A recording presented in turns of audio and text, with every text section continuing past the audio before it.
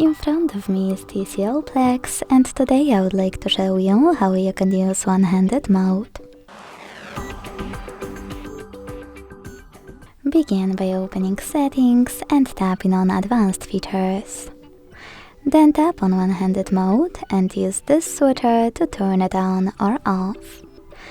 Then you need to click on one of those sizes of shrink screen, or click on Customized and adjust that.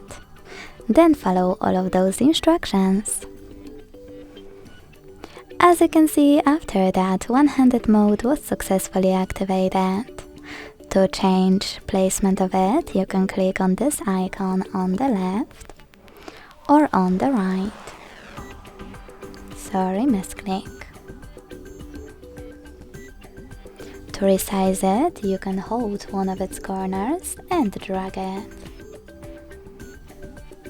To go back to standard size screen, click on this black area. And to disable one-handed mode completely, go back to the same settings and use blue switcher. Thanks so much for watching. If you enjoyed this video, leave a like, comment and subscribe. Bye!